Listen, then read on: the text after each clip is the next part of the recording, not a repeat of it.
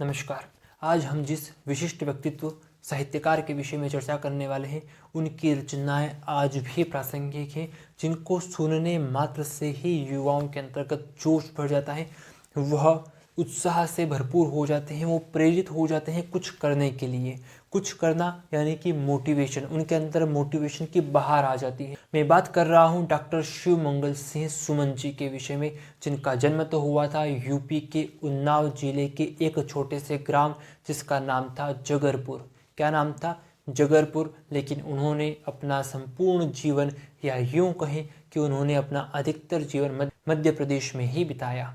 जैसे उन्होंने जन्म तो लिया यूपी में, लेकिन प्रारंभिक शिक्षा अर्जित की रीवा में। प्रारंभिक शिक्षा रीवा से अर्जित करने के बाद बनारस हिंदू विश्वविद्यालय, नाम स्पष्ट रूप से ध्यान में रखिएगा, बनारस हिंदू विश्वविद्यालय से एमए की डिग्री प्राप्त की। इसके बाद 1942 में विक्टोरिया कॉलेज जो कि ग्वालियर में है, विक्टोरिया कॉलेज जो कि ग्वालियर में है, वहाँ हिंदी विभाग के प्राध्यापक के तौर पर काम किया। इसके बाद 1968 में उज्जैन के अंतर्गत जो विश्वविद्यालय है जिसका नाम है विक्रम विश्वविद्यालय उज्जैन, जिसकी एक शाखा के अंतर्गत में भी पढ़ा हुआ हूँ, वहाँ पर उन्होंने कुलपति के रूप में कार्य किया। इसके उपरांत वह भारतीय विश्वविद्यालय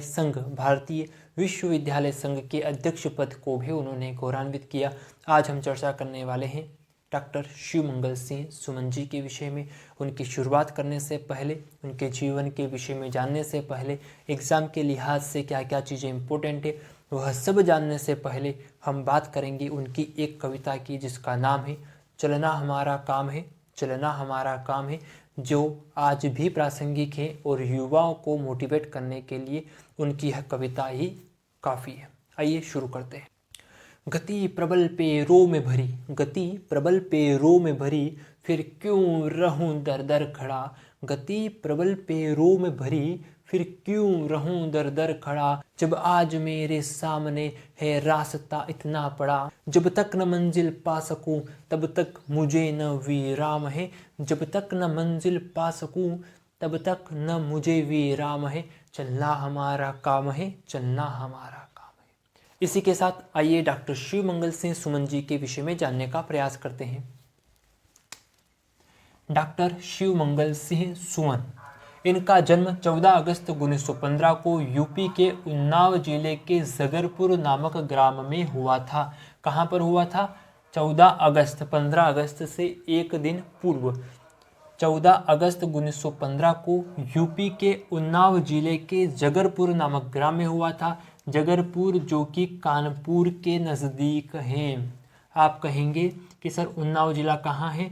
तो यह कानपुर के समीप है उन्नाव, और उन्नाव के अंतर्गत ही एक गांव है, उसका नाम है जगरपुर। वहाँ पर डॉक्टर शिव मंगल सिंह सुमन जी का जन्म हुआ था। यानी कि जियोग्राफी के लिहाज से भी आप समझ गए होंगे कि मध्य प्रदेश के कितना निकट है जगरपुर या उन्नाव जिला, क्योंकि बहुत लोगों ने, बहुत से स्टूडेंट ने पहली बार उन्नाव के बारे में सुना होगा। इसके बाद इन्होंने, जैसा कि हमने बताया है, कि रीवा से प्रारंभिक शिक्षा अर्जित की, फिर ग्वालियर आए और फिर उज्जैन में विक्रम विश्वविद्यालय उज्जैन के कुलपति के रूप में इन्होंने कार्य किया। और इसके उपरांत इन्होंने भारतीय विश्वविद्यालय संघ के अध्यक्ष पद को भी गौरवान्वित करने का इन्हें सौभाग्य प्राप्त हुआ।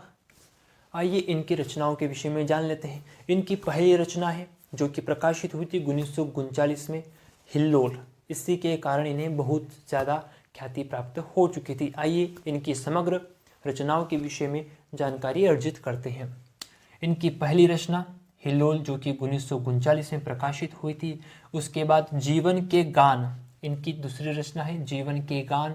इसके अलावा प्रलय सृजन, विश्वास बढ़ता ही गया, पर आंखें नहीं भरी, विंध्य हिमालय, मिट्टी की बारात, वाणी की व्यथा, वाणी की व्यथा, व्यथा मतलब कि दुख, व्यथा, युग का मोल, युग का मोल, मोल मतलब होता है कीमत, मोल अर्थात कीमत, मोल भाव करते हैं ना, तो कीमत, मोल मतलब कीमत, युग का मोल, यह इनकी प्रमुख रचनाएं या पुस्तकें हैं। इसके बाद इन्होंने एक नाटक भी लिखी है जिसका नाम है प्रकृति पुरुष कालिदास। प्रकृति पुरुष कालिदास, यह इनकी एक ही रचना है। पूरा एक ही वर्ड है, प्रकृति पुरुष कालिदास। कंफ्यूज नहीं होना है कि अलग अलग नहीं है, कहीं कहीं पर केवल प्रकृति ही लिखा हुआ मिलेगा, लेकिन पूरी रचना है प्रकृति पुरुष कालिदास। ठीक है, आगे बढ़ते हैं। इन्होंने 2 गद्य रचनाएं भी लिखी हैं। कौन सी रचनाएं? गद्य रचनाएं भी लिखी हैं, जिनमें प्रमुख है महादेवी की काव्य साधना और गीति काव्य उद्यम और विकास। गीति काव्य उद्यम और विकास इनके 2 काव्य रचनाओं में शामिल हैं। यानी कि 2 काव्य रचनाएं, एक नाटक और प्रमुख रचनाएं जो कि पुस्तकें हैं, और इसके अलावा कुछ पोयम्स भी हैं, जिनमें प्रमुख रूप से जो मुझे पसंद आई उनका नाम है चलना हमारा काम है, जो कि हमने आपको शुरुआत में ही बता दिया है, और वरदान मांगूंगा नहीं, वरदान मांगूंगा नहीं, यह इनकी प्रमुख रचनाओं में या कविताओं में शामिल है। इसके विषय में और भी सारा डाटा बहुत सारा है, जो कि हम PDF के माध्यम से आपको प्रोवाइड करवा देंगे, लेकिन एग्जाम के लिहाज से जो इम्पोर्टेंट है वह हम यहाँ पर कवर करवा रहे हैं। कुछ पुरस्कार भी इन्हें दिए गए हैं, क्योंकि साहित्य सृजन करेंगे तो साहित्य के क्षेत्र में इन्हें पुरस्कार मिलेंगे। तो कौन कौन से पुरस्कार इन्हें मिले हैं उसके विषय में जान लेते हैं। मिट्टी की बारात के लिए इन्हें 1974 में साहित्य अकादमी पुरस्कार दिया गया। कौन सा अकादमी पुरस्कार? साहित्य अकादमी पुरस्कार। साहित्य के क्षेत्र में दिया जाने वाला पुरस्कार है साहित्य अकादमी पुरस्कार। अब यह बताना है आपको कि साहित्य अकादमी पुरस्कारों की शुरुआत कब हुई थी और पहला साहित्य के क्षेत्र में पुरस्कार किसे दिया गया था। दोनों प्रश्न आपके लिए हैं, कमेंट बॉक्स में लिखकर बताइए। इसके उपरांत 1974 में पद्मश्री तथा 1999 में पद्म भूषण से नवाजा गया। विभूषण नहीं, केवल भूषण है। क्रम हमने बताया है कि पहले पद्मश्री, फिर पद्म भूषण, फिर पद्म विभूषण और अंत में आता है भारत रत्न। नीचे से ऊपर जाने का क्रम, और भारत रत्न भारत का सर्वोच्चतम पुरस्कार है। तो इन्हें 1974 में पद्मश्री तथा 1999 में पद्म भूषण से नवाजा गया।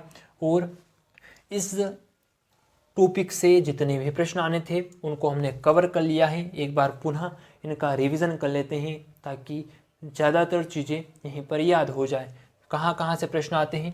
पहला, इनके जन्म से अगर प्रश्न पूछा जाएगा तो आप कहेंगे यूपी के उन्नाव जिले के जगरपुर नामक ग्राम में इनका जन्म हुआ था। और डेथ की अगर बात करेंगे तो इनका देहांत हुआ था उज्जैन में। कहाँ पर?